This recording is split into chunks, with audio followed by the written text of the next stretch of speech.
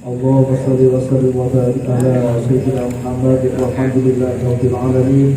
Allahumma ighfir lana warhamna wahdina innaka antal rahim.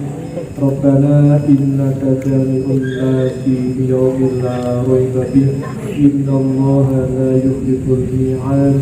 Rabbana ighfir li wal walidayya wal mu'minina yawma yaqumul hisab.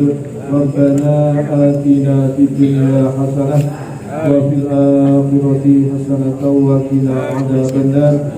Subhana rabbika rabbil izzati amma yasifun wa salamun alal mursalin walhamdulillahi rabbil alamin. Al-Fatihah.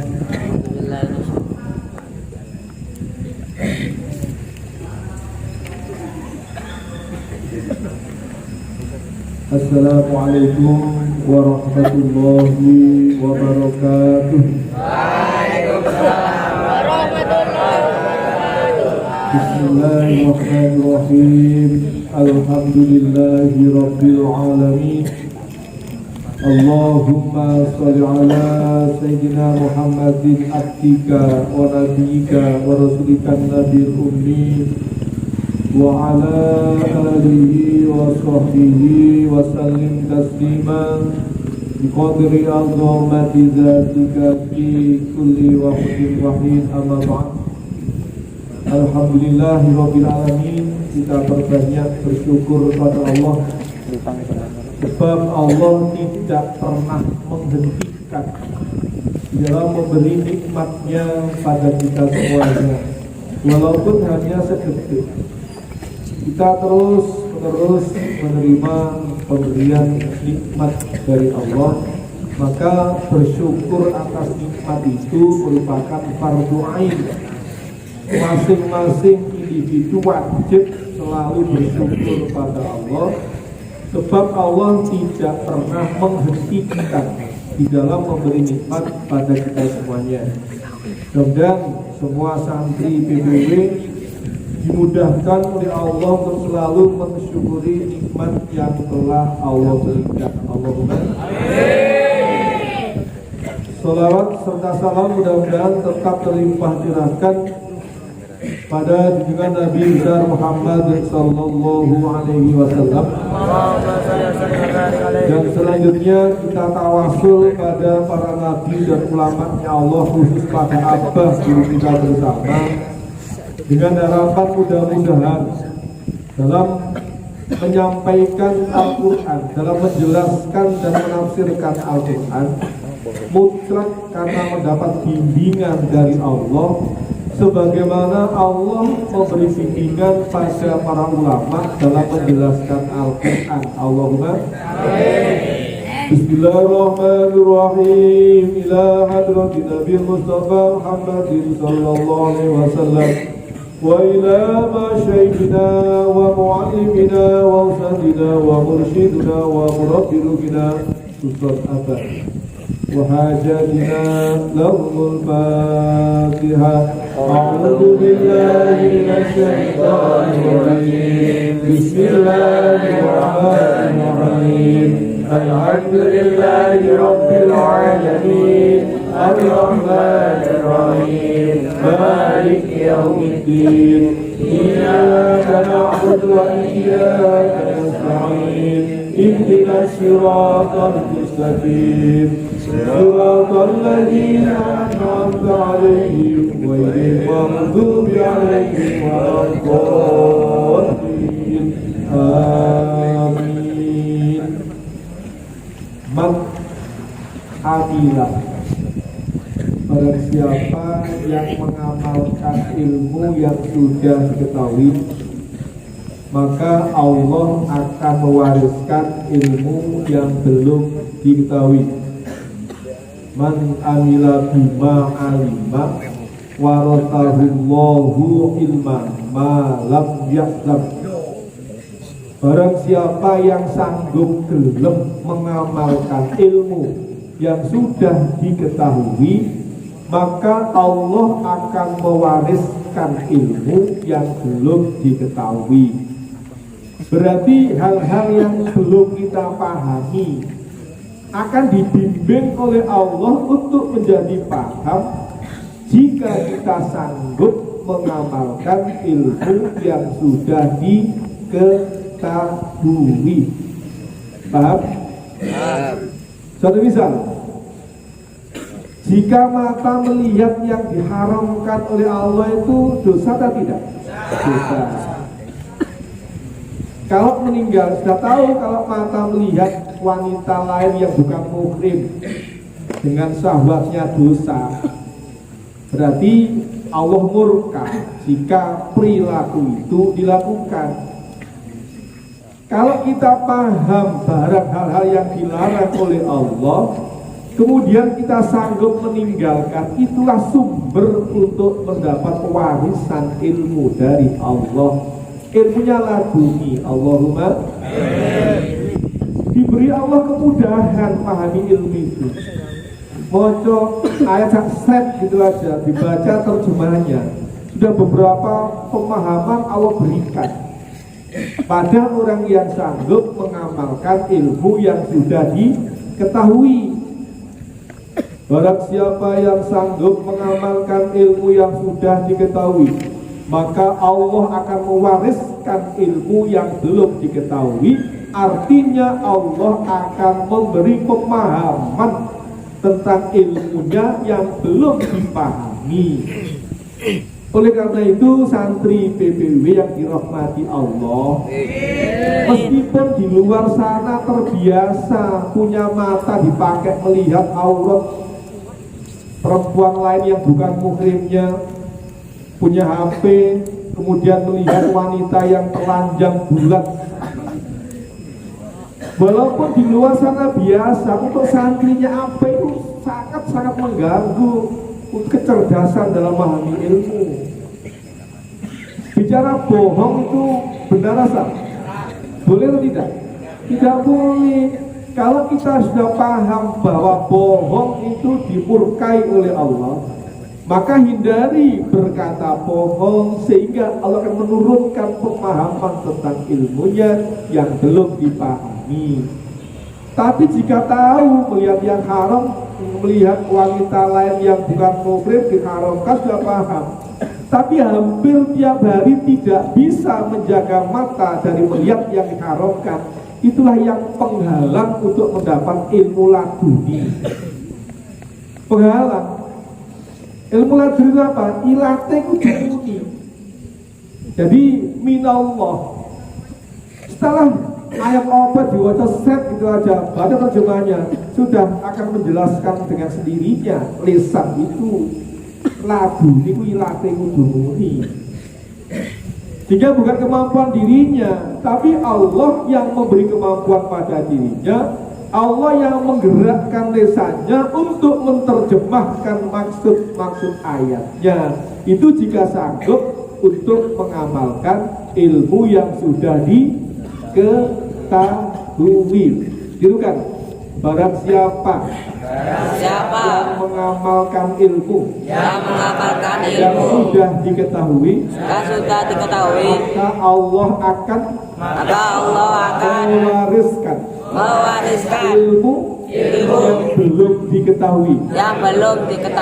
Termasuk barang siapa yang mengamalkan ilmu yang sudah diketahui, maka Allah akan mewariskan ilmu yang belum diketahui. Gitu kan? Barang siapa yang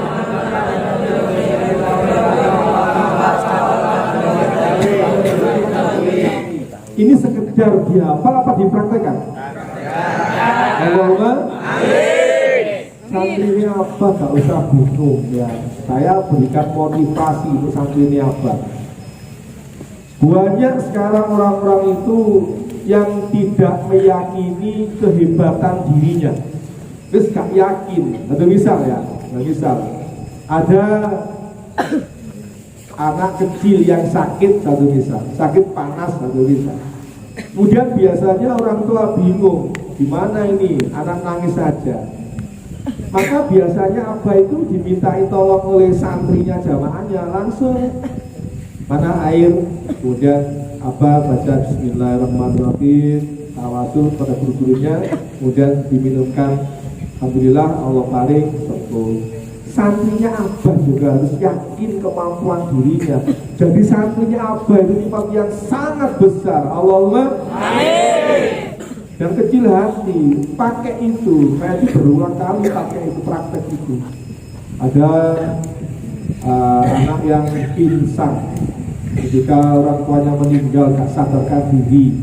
Kemudian dari keluarga minta tolong, Pak Mutin tolong anak saya tidak sadar.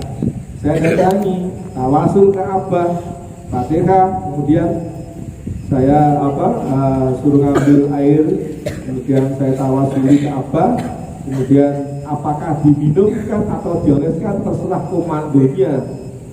Jadi kita nggak bisa ngarang, nggak bisa ngarang.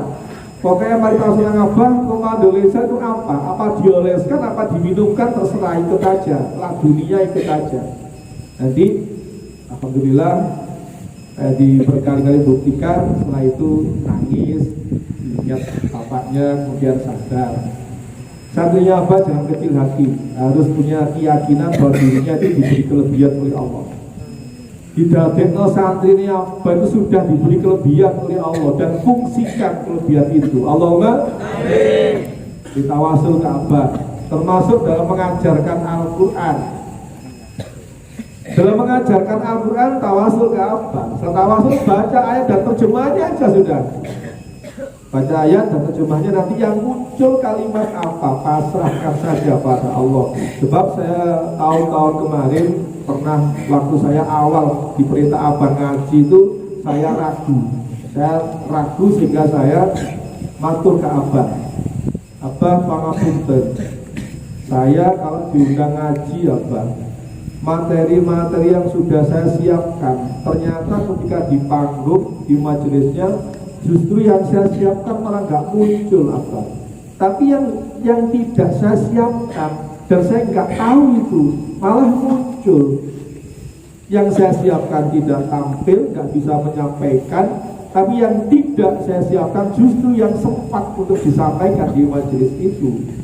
Saya berkali-kali saya bingung. Akhirnya saya matur ke Abah, terus budi Abah, yang saya siapkan malah gak muncul, yang saya hafalkan malah gak muncul, yang tidak saya siapkan malah muncul, dan itu yang mendominasi, yang mengisi materi di majelis itu, malah yang saya hafalkan gak muncul. Abah langsung memberikan jawabannya, yang penting kalau diundang ngaji, Pak Yadi wajib untuk menyiapkan materinya, dipahami betul, hafalkan materinya, pahami. Andai nanti pas di majelisnya dirubah oleh Allah materinya, tawakal saja pada Allah. Abah pun juga sering begitu dalam menyampaikan materi. Ini saya sampaikan ke Abah beberapa bulan tahun yang lalu. Makanya kenikmatan yang besar itu ditemukan dengan Abah, diketemukan oleh Allah dengan Abah. Meskipun Abah kabudut, masih berada di majelisnya Abah, masih mau tawasul dengan Abah, tidak ada perbedaan. Insya Allah tetap akan mengalir ilmunya jika yakin bahwa gurunya itu ada sumber untuk mendapatkan ilmunya Allah. Allahumma amin. Diyakini dulu, yakin. Dan semua santri-santrinya Abah ketika sudah paham ilmu walaupun satu bab, kemudian langsung praktek, sehingga ilmu-ilmu yang lain akan diberi kemudahan Allah untuk dipahami. Allahumma amin. Al-A'raf ayat 3. Saya lanjutkan. A'udzu billahi minasyaitonir rajim. Bismillahirrahmanirrahim. Ittabi'u ma unzila ilaikum min rabbikum wa la tattabi'u min dunihi awliya qalilan ma tadhakkarun. Shadaqallahul azim. Ittabi'u, ikutilah oleh kalian ma, apa yang unzila, diturunkan ilaikum kepada kalian min rabbikum dari Tuhan kalian. Ikutilah apa yang diturunkan kepadamu dari Tuhanmu. Itu jika diterjemah bebas. Ikutilah apa yang diturunkan kepadamu dari Tuhanmu. Yang dimaksud adalah ikuti Al-Quran. Jadi yang diperintahkan Allah itu ikuti Al-Quran, bukan ikuti keinginan nafsunya, bukan mengikuti keinginan pemimpinnya, bukan mengikuti keinginan koordinatornya, tapi ikutilah Al-Quran, bukan mengikuti gurunya, bukan mengikuti pemimpinnya, tapi ikuti Al-Quran. Jika pemimpin, koordinator, guru memberi perintah yang sesuai dengan Al-Quran, jalankan perintahnya, sebab yang diperintahkan oleh guru perintah dari Al-Quran. Itu namanya tawaduk pada guru. Saya pernah diajari apa? Berkali-kali saya sampaikan kepada jamaah, Pak Yadi sampai tak ulangi caranya tawaduk pada guru. Ini tak ulangi berkali-kali. Suatu misal apa perintah Pak Yadi sampai nango cukir, ono arek wedok no pinggir rembok sampai ambung, sampai cium.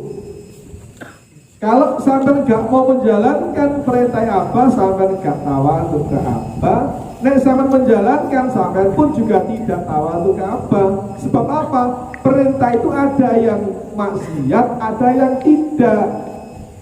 Tawaduk pada guru adalah perintahnya guru yang tidak maksiat pada Allah dijalankan, sedang perintah yang maksiat ditinggalkan. Itu namanya tawaduk.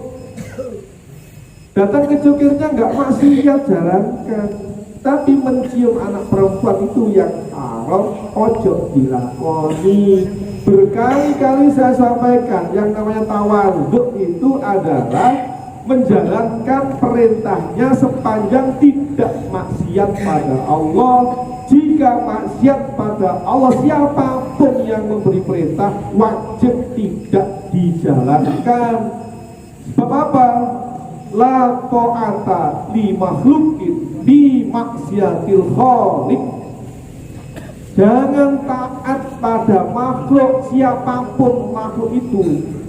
Apakah dia pemimpinnya, apakah dia koordinatornya, apakah dia mandornya, siapapun dia, sepanjang memberi perintah yang bermaksiat pada Allah, wajib untuk tidak diikuti. Tetapi jika pemimpin, koordinator atau ukad dan siapapun, guru termasuk diantaranya, jika perintahnya itu melanggar, bertentangan dengan Al-Quran, wajib tidak diikuti. Jika perintahnya sejalan dengan Al-Quran, wajib untuk diikuti. Sebab perintah dari Allah, ittabi'u ma unzila ilaikum mir rabbikum. Ikutilah apa yang diturunkan kepadamu dari Tuhanmu. Ini aja kita jalankan. Perintah nafsu tinggalkan. Perintah siapapun, tetap bapak, ibu, anak, siapapun, suami, istri, jika perintah itu bertentangan dengan Al-Quran, wajib untuk tidak dijalankan. Berarti cara mengamalkan ayat ini adalah kita berusaha untuk selalu mengikuti Al-Quran. Bisa dipaham? Sekarang yang sudah belajar Al-Quran jangan mengikuti orang yang tidak belajar. Yang sudah dibimbing Allah untuk paham Al-Quran, jangan punya perilaku berdasar umumnya manusia. Sangat rendah sekali ketika sudah dibimbing Allah paham Al-Quran, tapi perilakunya mengikuti umumnya manusia. Jadi paham? Ini bulan apa ini? Bulan Dzulqa'dah. Ya, bulan Komariahnya Dzulqa'dah. Kalau orang Jawa ngarani bulan Selo. Bulan apa? Selo. Bulan Selo ini sampai keliling di mana-mana, nggak ada yang berani menggunakan resepsi pernikahan. Ada nggak? Salon-salon sepi, bulan Muharram sepi, nggak ada orang punya hajat. Padahal perintah Allah untuk berbuat kebaikan itu tanpa ada batas waktu. Bulan Syawal, bulan Dzulqa'dah, bulan Dzulhijjah, bulan apa saja, tetap Allah perintah untuk menjalankan kebaikan. Wa ahsin kama ahsanallahu ilaika. Dan berbuat baiklah sebagaimana Allah telah berbuat baik padamu. Di bulan apa saja silahkan dipakai untuk berbuat kebaikan. Menikah itu kebaikan. Jangan tunda walaupun sejam. Tapi kenapa di bulan Selo, bulan Dzulqa'dah kok nggak ada yang mau pakai untuk menikah? Di bulan Dzulqa'dah, bulan Selo, bulan Muharram kok nggak ada yang berani untuk pakai, malah ditunda-tunda. Kenapa? Jadi harus punya keyakinan bahwa Al-Quran benar. Allah menyindir itu. Wa man asdaqu minallahi hadisan. Sopo sing luwih bener ucapane sakliyane Allah? Ya tidak ada lah. Hanya Allah zat yang paling benar telah menyampaikan sesuatu. Yang lainnya mukmin pelaksana hukum Allah, mukmin mengikuti ketentuan Allah, mengikuti hukum Allah, tidak merevisi atau menandingi hukumnya Allah. Pelaksana hukum Allah ya mukmin itu. Maka ikuti Al-Quran. Kapanpun dan dimanapun kita berada, dalam situasi dan kondisi apapun, tetap Al-Quran pedoman hidup di sepanjang zaman. Quran petunjuk untuk yang belajar takwa, mereka atas petunjuk dan sungguh untung. Quran petunjuk untuk yang belajar takwa, mereka atas petunjuk dan sungguh untung.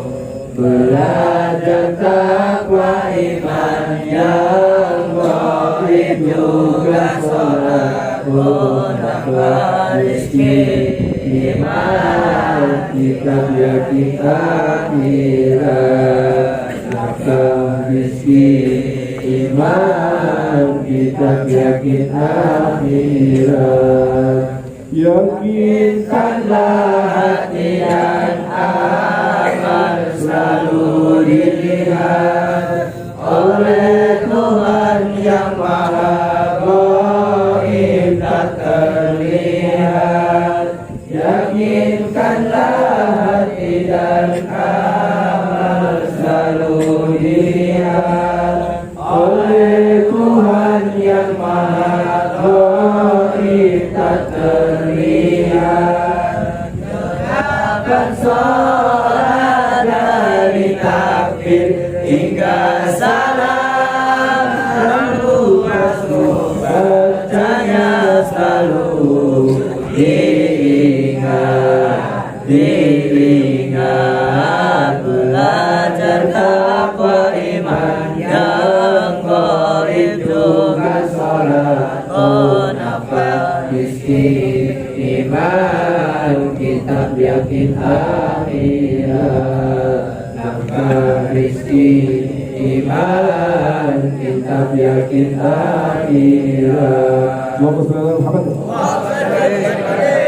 Kewajiban santri pondok adalah jamaah, istighosah, ngaji, sekolah, amal soleh.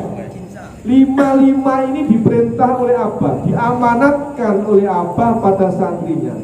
Wajibkah dijalankan? Wajib. Karena apa?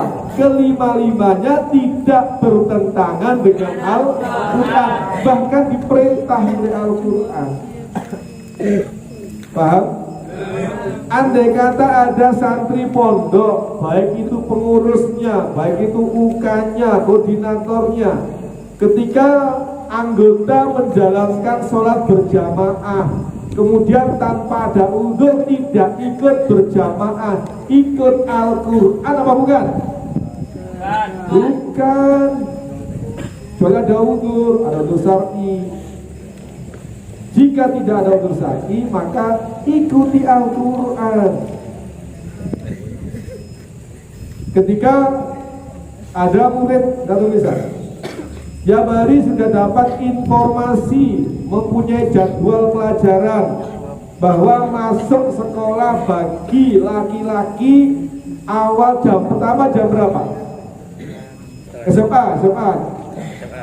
Jam berapa? Jam setengah 10. Ya. Kemudian dia datang jam 11 atau jam setengah 12. You understand? Yes. Itu mengikuti nafsunya apa mengikuti Al-Quran? Mengikuti nafsunya. Bagaimana akan dapat ilmu? Wong bisa dipahami, gak diamalkan kok. Jadi sumber untuk mendapat warisan ilmu dari Allah adalah mengamalkan ilmu yang sudah diketahui. Tetapi jika tadinya belum tahu bahwa itu salah, di Al-Quran itu Allah menjelaskan bahwa ciri orang yang baik, ciri orang muttaqin itu walam yusirru ala ma fa'alu wa hum ya'lamun. Ojo terus-menerus lakoni perbuatan yang salah yang sudah dimengerti bahwa itu salah. Apapun perbuatan salah yang sudah kalian pahami, yang sudah kalian mengerti, yang memberi pengertian itu Allah. Jangan disia-siakan rizki berupa pemahaman ilmu itu. Sangat tinggi nikmat dari Allah berupa pemahaman ilmu, terus yang sangat tinggi. Kalau tidak disyukuri, maka mana mungkin bisa akan bertambah nikmat berupa rezeki memahami ilmu itu. Dalilnya jelas, la in syakartum lazidannakum wa in kafartum inna adzabi lasyadid. Lain sungguh jika, la in syakartum kalian bersyukur. Artinya jika kalian mensyukuri nikmat berupa pemahaman ilmu, nikmat diberi paham ilmu itu nikmat yang besar. Mensyukuri nikmat pemahaman ilmu adalah dengan mengamalkannya. Jadi syukur atas nikmat adalah menggunakan nikmat untuk taat kepada Allah atau menggunakan nikmat untuk mencari ridhonya Allah. Asyukru sarfun ni'ami bima yarqa bihil mun'im. Bersyukur atas nikmat itu berarti menggunakan nikmat untuk mencari ridhonya Allah yang memberikan nikmat. Pemahaman ilmu itu nikmat yang sangat besar dari Allah. Maka cara mensyukuri nikmat pemahaman ilmu dengan cara mengamalkan dan mengajarkan. Allahumma amin. Ilmu satu paham amalkan. Kalau berjamaah itu lebih utama dari sholat sendirian. Kemudian samping itu pengasuh pondok pesantren Abah, wasiat-wasiat Abah itu meskipun Abah sudah berada di beda alamnya dengan kita, tetap wasiatnya yang baik-baik itu kita amalkan. Jamaah, istighosa, ngaji, sekolah, amal soleh. Tetap harus ada yang memotivasi itu. Jangan sampai pas sekolah dikalahkan dengan amal soleh. Ini berkali-kali diingatkan. Abah marah betul itu ketika pas sekolah terganggu dengan amal soleh tanpa ada kesepakatan. Kecuali Abah pernah mengecualikan waktunya ngecor, kalau misal ini butuh tenaga banyak dan butuh waktu yang singkat, sehingga sementara ngaji sekolahnya dikalahkan. Ya nggak apa-apa, ada kesepakatan, tapi jangan dibiasakan pas ngaji, pas sekolah, ngaji Quran, sekolah terkalahkan dengan yang lain. Ini masalahnya kecil kelihatannya, tapi dampaknya sangat luar biasa. Itu dampak negatifnya. Saya pernah dikasih cerita oleh Bayai Jamal, alhamdulillah. Bayai Jamal itu dari pondok Jenanya, berat ya, berat. Itu Bayai Jamal itu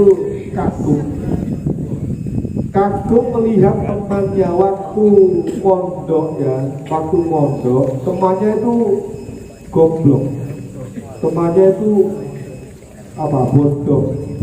Jadi sekolah juga mereka naik kelas, kemudian teman-temannya bisa baca kitab, dia nggak bisa apa-apa. Tahu-tahu dia punya pondok yang besar, santrinya banyak. Bayai sempat tanya itu, apa yang panjenengan lakukan? Istilahnya jenengan dulu itu nggak bisa apa-apa ketika di pondok. Sekarang kalau dari pondok kok banyak wali santri yang mempercayakan muridnya pada panjenengan. Akhirnya beliau cerita pada Bayai Jamal itu, saya dulu Bayai Jamal ketika di pondok kan saya goblok, saya nggak bisa apa-apa. Tapi saya berupaya tiap hari Jumat itu saya membersihkan kamar mandi yang ada di pondok, dan saya rahasiakan itu, nggak ada teman yang tahu. Ya, bawa sikat, bawa sabun, masuk kamar, membersihkan. Setelah itu selesai, saya simpan lagi agar tidak diketahui teman yang lain. Pindah ke kamar yang lain, saya bersihkan lagi. Setelah itu setelah bersih, saya simpan lagi, saya rahasiakan. Pindah kamar lagi, saya bersihkan. Dan teman-teman banyak yang tidak tahu bahwa yang membersihkan kamar mandi itu saya. You understand? Yes.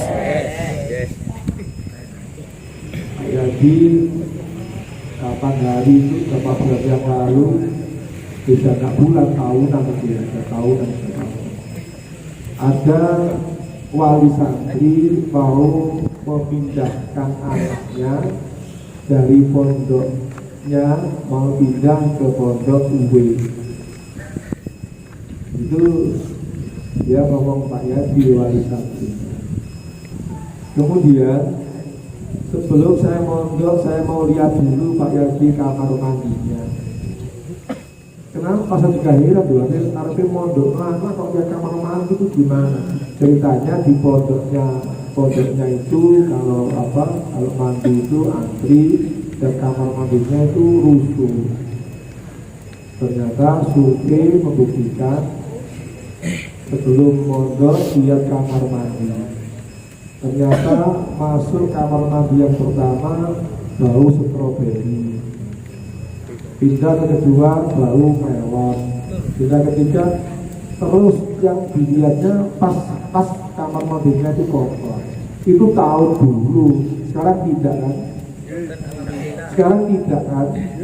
Masih sama? Cek pom cek pancet tak, ambune macam-macam, rasa stroberi, rasa melon, keju, masih ada tak bau-bau itu di kamar mandi. itu tidak ditunjukkan temannya, langsung dia bersihkan sendiri kamar mandi itu.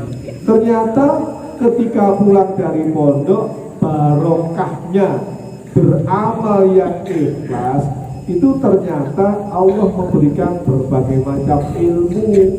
Akhirnya pondoknya besar, santrinya banyak, padahal di dalam pondok tidak bisa apa-apa, tapi barokahnya, ikhlasnya dalam menjaga nama baik pondok, nama baik tempat untuk mengabdi kepada Allah, ternyata banyak kemudahan-kemudahan yang Allah berikan. Allahumma sekarang santri pondok monggo kita ikut mencontoh perilaku baik ini. Terutama kamar mandi, apalagi yang putra itu sudah. Tapi tahun dulu, sekarang tidak kan? Alhamdulillah.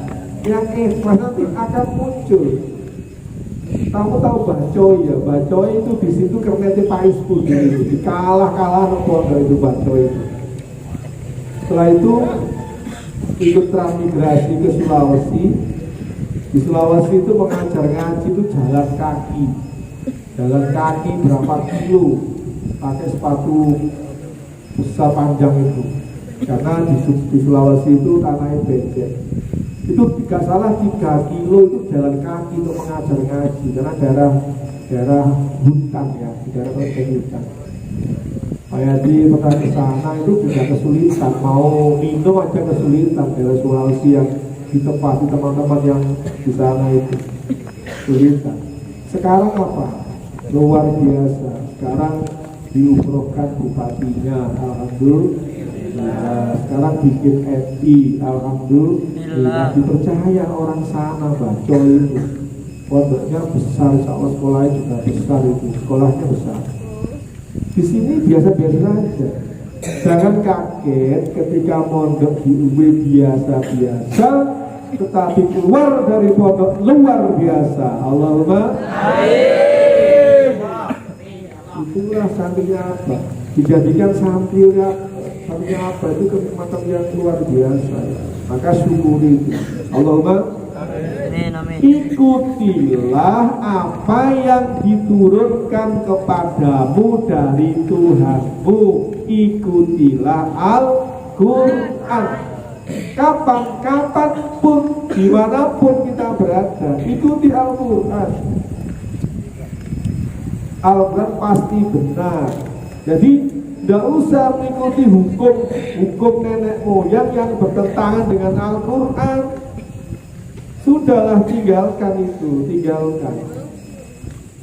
Bagi waris ikuti Al-Quran. Lidzakari mislu hadil unsayain, itu Al-Quran. Walaupun di sana sih dibagi sama dengan alasan podo anak kandungi, ikutilah Al-Quran dulu. Ketika sudah mengikuti Al-Quran, satu misal anak laki 2 bagian dari anak perempuan. Kalau sudah diikuti Al-Quran, baru Al-Quran jalankan dulu. Setelah itu saling sedekah antar keluarga, gak apa-apa. Al-Quran utamakan dulu. Biar satu banding jangan ubah walau sepakat. Hindari murakai Allah, bebas neraka surga selamanya. harta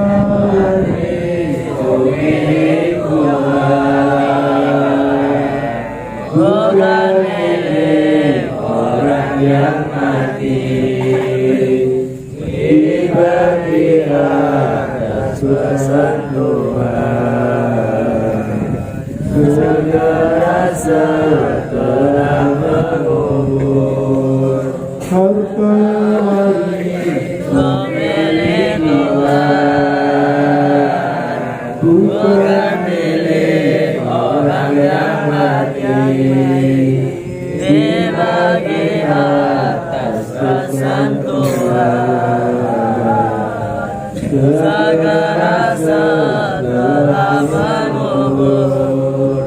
biasa subanding wanita.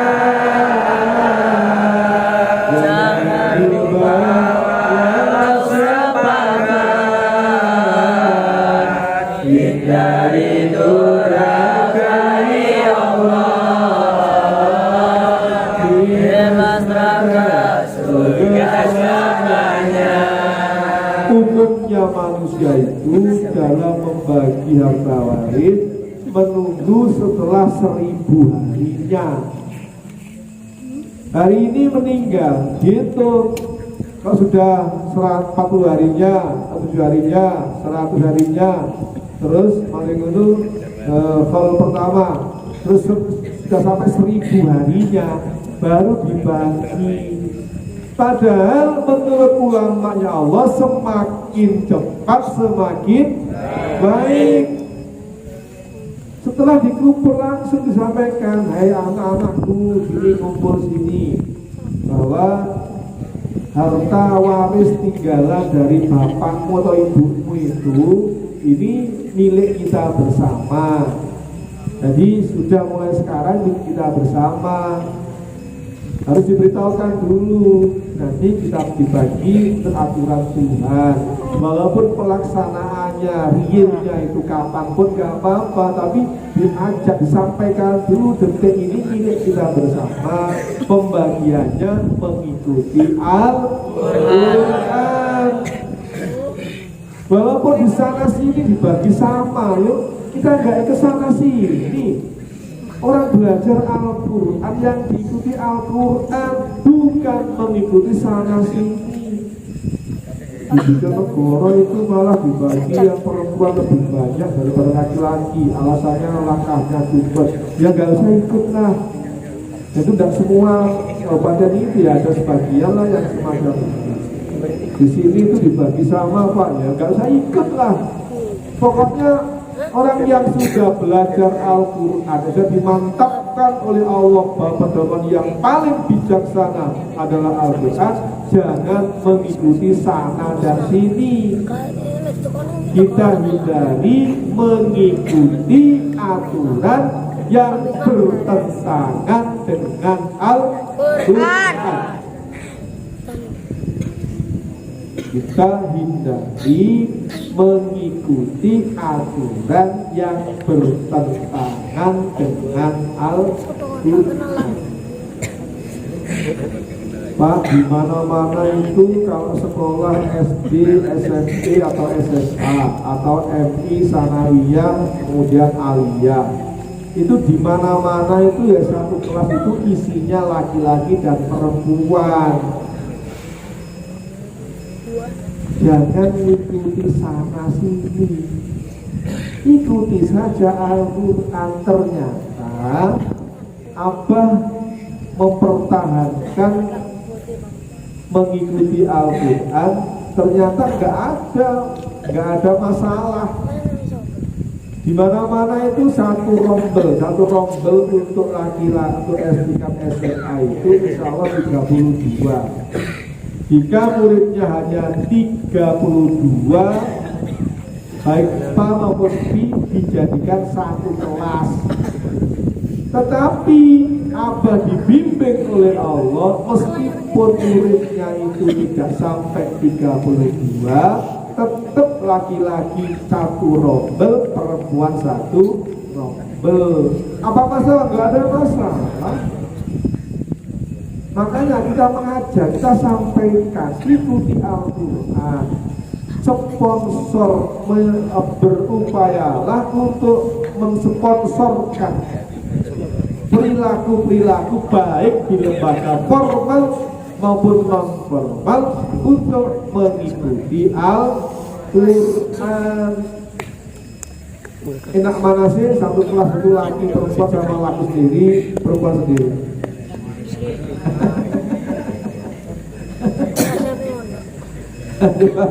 Enak mana sih satu kelas itu perempuan, ada perempuannya, ada lakinya.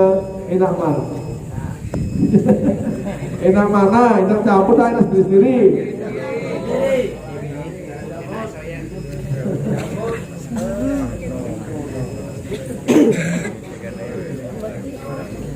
Ciri orang yang dibimbing Allah itu senang menjalankan hukumnya Allah. Cakap itu. Ciri orang yang dapat rahmatnya Allah itu senang berjalan di atas hukum Allah. Tapi ciri orang yang dilaknat oleh Allah, orang yang diazab oleh Allah, atau yang tidak mendapat rahmatnya Allah, senang berbuat di atas garis yang bengkok atau jalan yang bengkok. Cuma tadi ada jalan lurus, ada jalan bengkok. Orang yang dibimbing Allah pasti dia senang jalan yang lurus. Tapi jika tidak dibimbing Allah, senang berada pada jalan yang bengkok. Hanya ada dua jalan. Jalan lurus, jalan bengkok. Jalan lurus, Al-Quran. Jalan bengkok yang bertentangan dengan Al-Quran. Paham itu? Ini setelah ini ya, mungkin ini sudah masa-masanya untuk pilih pemimpin ya. Mungkin sebentar lagi sudah mulai ramai ada pemilihan pemimpin. Walaupun dalam memilih pemimpin, baik pemimpin formal maupun non formal, maka berusahalah untuk mengikuti Al-Quran. Pemimpin di lembaga, pemimpin di organisasi, di OSIS dan seterusnya, maka ikuti Al-Quran, cari bagaimana kriteria pemimpin menurut Al-Quran. Pilih Pemimpin pengagum Tuhan, pemulia Nabi, pengikut ulama. Pilih pemimpin pengagum Tuhan, pemulia Nabi, pengikut ulama. Pemimpin pecinta akhirat, bukan pecinta isinya dunia. Pemimpin pecinta akhirat, bukan pecinta isinya dunia. Isinya rakyat masuk ke surga, tidak ambisi jabatan dunia, tidak ambisi jabatan dunia. Pilih pemimpin pengagum Tuhan, pemulia Nabi, pengikut ulama. Pilih pemimpin pengagum Tuhan, pemulia Nabi, pengikut ulama. Pemimpin pecinta akhirat, bukan pecinta isinya dunia. Pemimpin pecinta akhirat, bukan pecinta isinya dunia. Isinya masuk ke surga, isi jabatan dunia, tidak ambisi jabatan dunia. baik dalam memilih pemimpin, ikuti Al-Quran. Pemimpin apa? Segala bentuk pemimpin. Di organisasi ada, di organisasi OSIS ada pemilihan pemimpin. Dimanapun ada pemilihan pemimpin itu, maka ikuti Al-Quran agar mendapat rahmatnya Allah. Bukan masalah menang dan kalahnya. Mana lagunya yang terkait dengan menang dan kalah? Coba teruskan lagi, gimana saja lagunya itu? Apa enggak? Pemimpin dan teman saja, Tuhan hari akhir. Pilih pemimpin dan teman saja, bukti iman Tuhan dan hari akhir. Mana dan mana mendapatkan uang. Ini ada pengalaman. Pak Yadi diperintah Abah untuk mencalonkan kepala desa. Waktu itu banyak teman-teman yang diminta Abah untuk mencalonkan kepala desa dengan syarat tidak boleh mengeluarkan uang. Dulu ada temannya Pak Yadi berbanyak waktu itu diperintah Abah untuk mencalonkan kepala desa dengan syarat tidak boleh mengeluarkan uang. Semua yang mengikuti perintah Abah, Pak Yadi dan teman yang lain itu tampil. Bisa naik panggung pemilihan bisa, karena memang nggak ada uang kok. Bisa tampil. Tapi menurut panjenengan dapat suara banyak tidak? Jadi tidaklah, kenapa? Karena nggak pakai uang.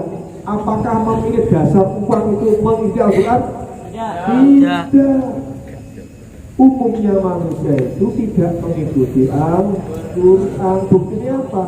Mereka tidak pakai uang, yang lainnya pakai uang 50, 20 sampai membeli macam-macam. Ya ada yang milih memang pakai uang. Tapi yang tidak pakai uang hanya keluarga dan teman sejawat saja yang milih. Nah, ikuti Al-Quran itu dalam segala hal, dalam segala tingkah, dalam segala masalah, tetap kita belajar untuk mengikuti Al-Quran. Dan pasti benar. Syarat untuk mendapat rahmatnya Allah dunia dan akhirat tidak ada jalan lain kecuali ikuti Al-Quran. Allahumma milih istri juga ikuti Al-Quran. Nah coba, bagaimana kriteria istri menurut Al-Quran?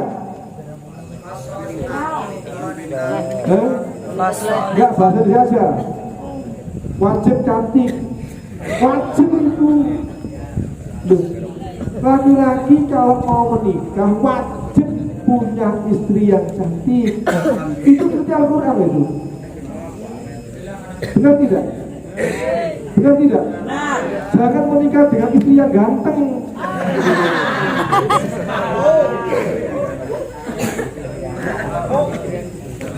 Sengaja disampaikan ya. Saya lihat di TV. Ada istri dilaporkan ke polisi, sudah menikah kurang lebih setahun, istrinya dilaporkan ke polisi. Kenapa? Dia mengetahui bahwa istrinya laki-laki. Loh, sudah setahun baru pulang. Mas.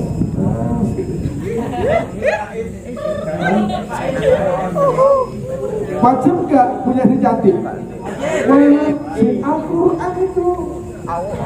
Jangan sampai menikah dengan istri yang ganteng. Tahu ya? Semua perempuan pasti cantik. Cuma ada beda. Ada perempuan yang hidupnya maju ke depan, ada yang maju ke dalam. Nah, itu bedanya. Maju ke depan ada, yang maju ke dalam ada. Tapi tetap cantik. Paham ya? Laki-laki santri Abah kalau mau mencari istri wajib cantik. Wajib hukumnya itu ya sesuai dengan Al-Quran. Jangan sampai milih istri yang ganteng. Yang dipertimbangkan adalah urusan agamanya.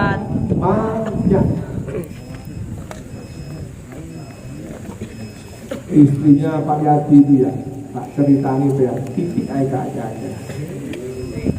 Kalau makan ke rumah makan, ke restoran, kalau makan, dia mesti milih selera yang beda dengan Pak Yadi, mesti beda.